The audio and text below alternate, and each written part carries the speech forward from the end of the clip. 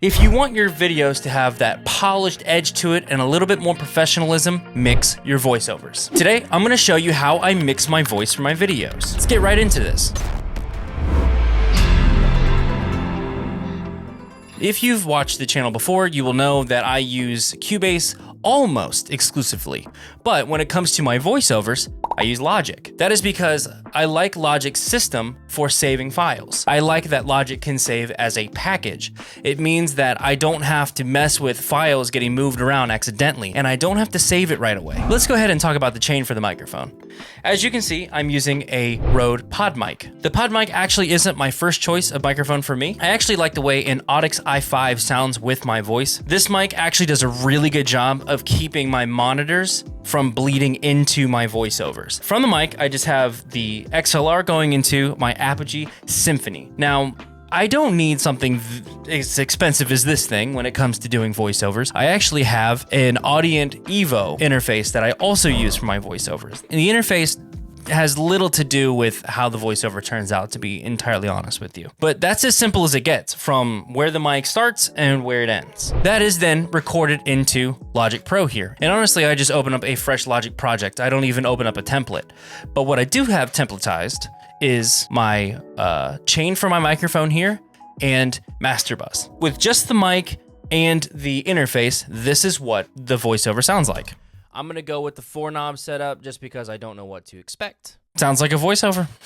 So let's talk about the plugin chain for the microphone. The first thing I have is a standard EQ, and honestly, all I'm doing is a general cleanup and balance of the microphone. The microphone lacks in high end from being a dynamic mic and has a pretty extensive windscreen, I guess you'd call it here. I need to cut off the low end here because it also has a lot of plosives. This is what the EQ sounds like. I'm gonna go with the 4-knob setup just because I don't know what to expect. You honestly don't really hear much. Next is basically my main compressor for my voice. This is JST Bus Glue Vocals, and pretty much I only use it for getting my voice pretty consistent. I'm gonna go with the 4-knob setup just because I don't know what to expect. This actually does a lot for my voice. It brings up some of the low mids of my voice, the way it reacts. It keeps my voice from being super harsh, but it also balances everything out in a very nice way. Next, I have the Plugin Alliance Mag EQ. When I was looking at this before doing this video, I noticed that I'm only doing boosts with this thing. It seems that I'm really using this for tonality. I'm making my voice sound a little more presentable. I'm giving it a little bit more top end. You know, these bands here just make everything sound pleasant. And I'm even adding some low end to give it a little bit more of a big feel. I'm gonna go with the 4-knob setup just because I don't know what to expect. That's pretty much it for the mic plugin chain. Now let's move on to the master bus. The master bus starts with Pro Q, and after going through the compression and the Mag EQ, I need to roll off those lows again. It's bringing them back out, and then I'm just kind of cleaning up the low mids a tad. I'm gonna go with the 4-knob setup just because I don't know what to expect. After Pro Q, here's my gate. Now this gate does a couple of things. First and foremost is trying to get rid of things like the reverberation in the room. It's trying to get rid of the noise that the microphone and the preamp has. Its secondary feature is trying to minimize the bleed from my monitors, and I'm trying to cut out all the little clicks and clacks you get from the keyboard and from the mouse. I'm gonna go with the 4-knob setup just because I don't know what to expect.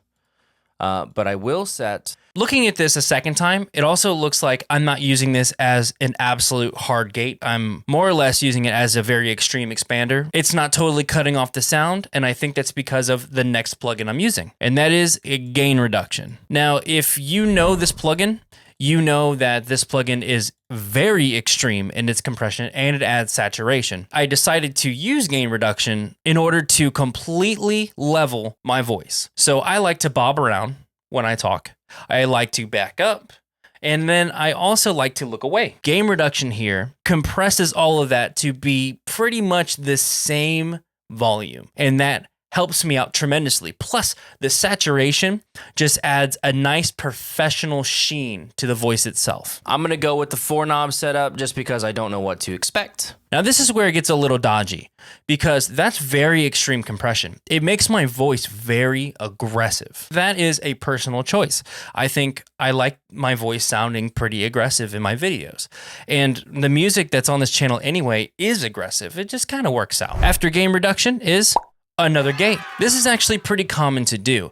If you use a gate and then you use compression, you can use a second gate to get rid of anything that the compression brought out. Since gain reduction is really clamping things together, any reverberation in the room or my monitors, that is now coming through. So this gate is to ensure that that stuff gets subdued a little better after that serious compression. I'm gonna go with the 4-knob setup just because I don't know what to expect. But I will set. That is what cleans up my voiceovers more than anything. Next is another Pro Q. I do have yet another high pass filter. I just like to make sure everything stays pretty clean. But this is the most important part.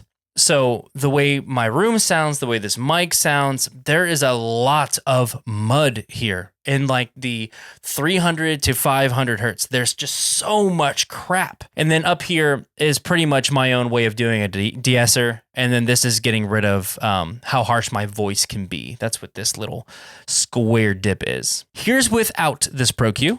I'm gonna go with the 4-knob setup just because I don't know what to expect. I'm gonna go with the 4-knob setup just because I don't know what to expect. I'm actually doing a lot more than I would choose to do. I'll back off this gain scale a little bit so it's not even as extreme.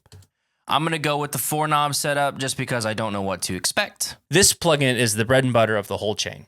I mean, if it weren't for the gate that's right before it and this, it wouldn't have that professional gleaming glare and shine that it has. At least that's how I hear it.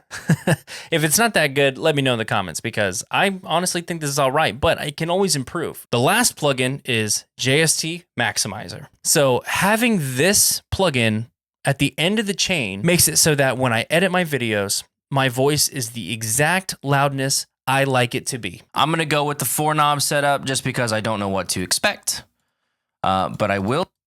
It's a loud voiceover, but that's how I like it. So let's do a little before and after. I'm gonna go with the 4-knob setup just because I don't know what to expect.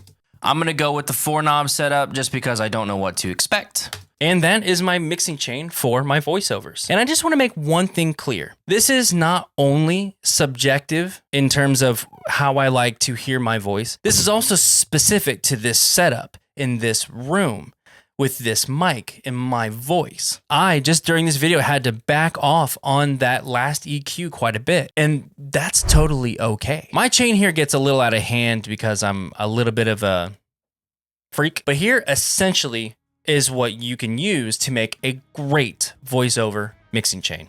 A gate, a compressor, EQ, optional saturation, and a limiter or clipper and maximizer. I prefer maximizers, just saying. If you haven't already, consider subscribing to the channel. I do stuff like this all the time where I nerd out on just random audio stuff because I love it. I'll see you guys in the next one.